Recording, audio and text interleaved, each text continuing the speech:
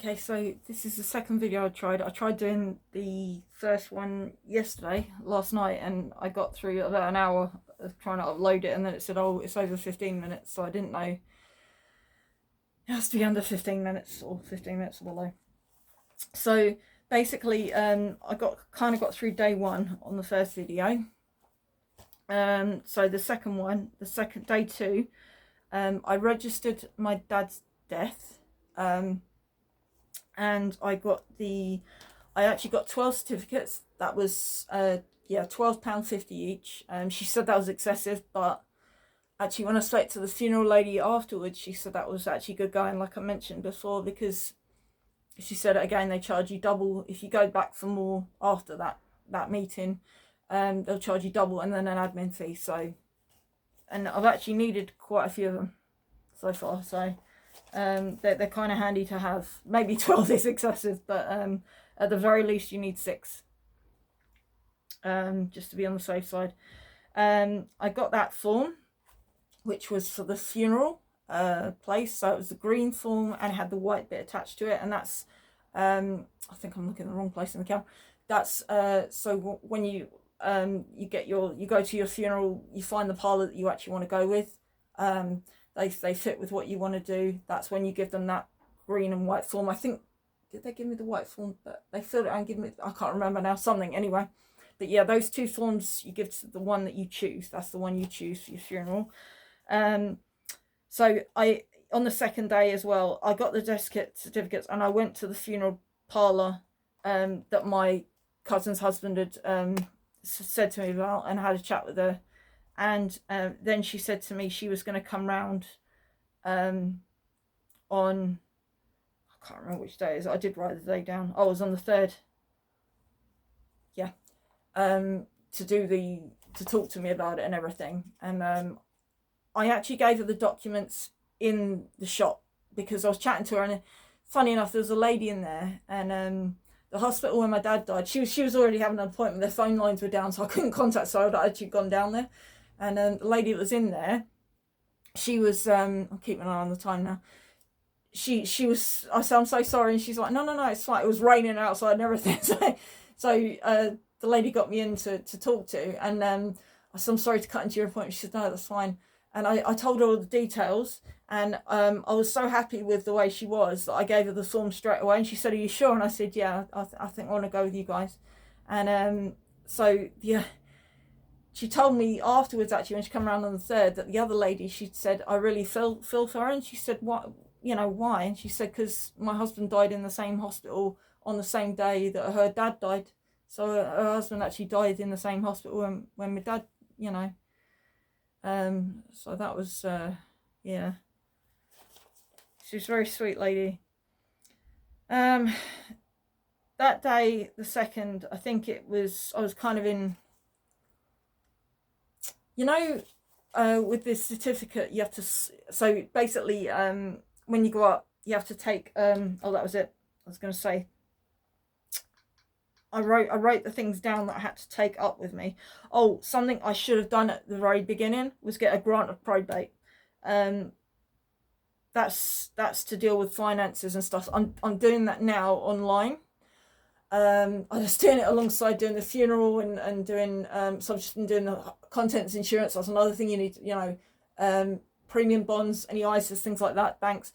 But yeah, so I'm doing the grant of probate now. You can fill it out yourself online. I spoke to the people who done our wills, and she said give it a go online, and she said she'd have a look over for me, and then I need to send it with 2 copies of the wills.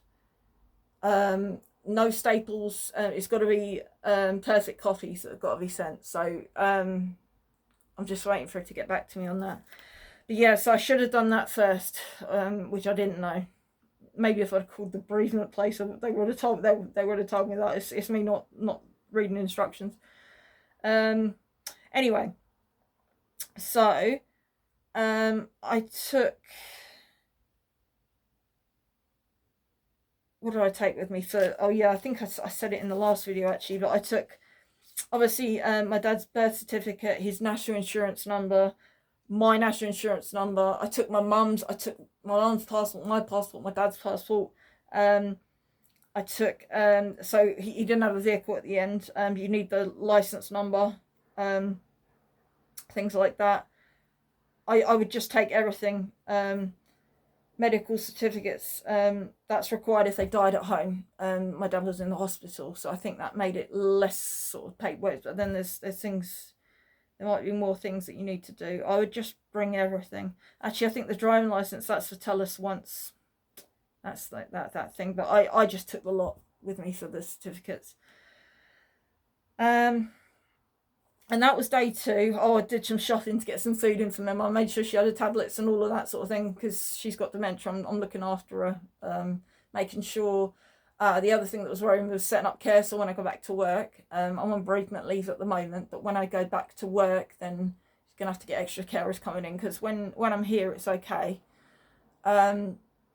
But I just needed sort of, they come in for an hour a day just to help give her a shower and everything because I was doing that as well, but it was getting a bit much. So on to day 3, that's when I did tell us once, and it's a service. You just you can type it in online and there's a number and everything. That's where you need date of birth, national insurance number, driving license, vehicle registration, passport, medical certificate, if they died at home. Then they'll let HM, Revenue and Customs know, the Department for Work and Pensions, Passport Office, driver's license, vehicle license, local council, Veterans UK. My dad also had PIP. They would let them know. I did have a letter come back recently from state pension because that stops when my dad's gone. Obviously that stops now. But there was some extra money that would get. I had to just put my mum's details in because she's not very good at filling out forms. She can sign and everything, but she just needed help with the filling it out. And so I put her account details in and hopefully that'll go over to her. Had to do my dad's pensions. There was 2 companies he worked for in his life, like big companies, and so I think she gets like half of one of them and 2/3 of the other or something. But I had to send 12 documents with just one of the pensions. They let you know what they want, and they've all got a bereavement service, so you'll ring them up, and you'll sort of say I'd like to report a bereavement, and they're very good at dealing. I found them in all the companies actually really good at dealing with this sort of thing and helping you through it, and they'll tell you what documents they need. And then okay, literally they'll sort of they'll say, "I will contact you in 10 days," and of course then 10 days later you've kind of not forgotten about it, but you kind of like have another load of stuff to do. So then you get all the paperwork from what you've already contacted. So it's a bit. There's 2 leaks as well at home. Oh my god, it's just one coming from above and then we got one below. So it's you just feel like the whole thing's caving in on you. It's kind of like it just seems to come up together, but I promise you're going to get through it. It's just you kind of gotta. I don't know. I'll just try. All you can do is your best. Just keep going. Keep plodding along with it. If you can't do something one day, just death notification service. I did that as well. I did that on day 4, and that was they will let banks and building societies, so it says Barclays, HSBC, RBS Group, so NatWest, Santander, Lloyds Banking Group, and building societies.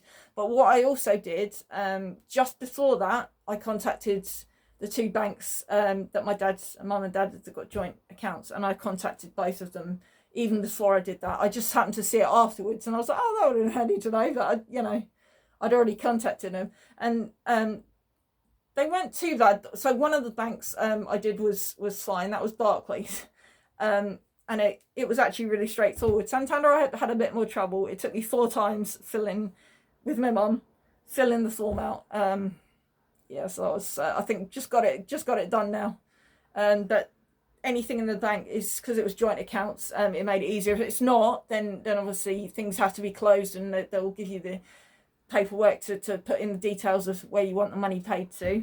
But because my mum's next of kin and everything, hopefully it's fingers crossed. There was 4 times that was a long form. It was about 9 pages, I think, or 7 pages, something like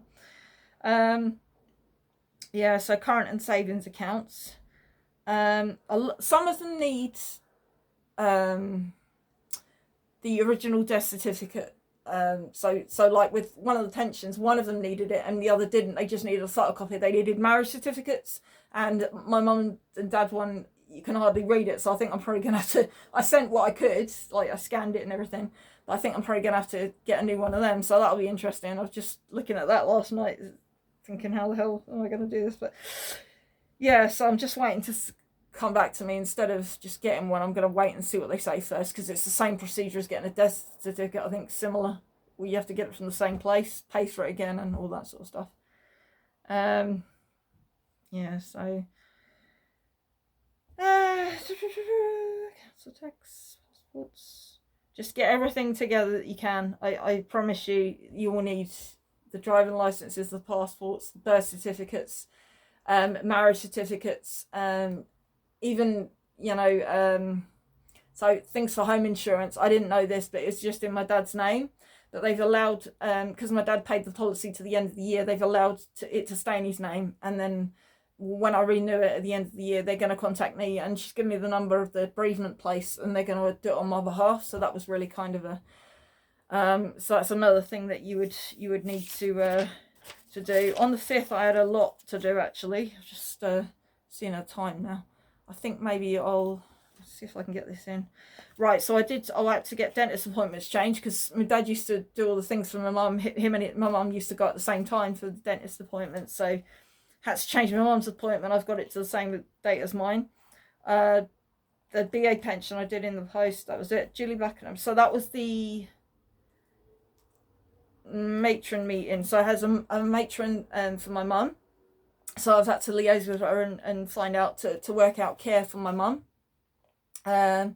Because she keeps saying about going into a home, and I said, you know, it's up to her what she wants to do, but my dad never wanted that.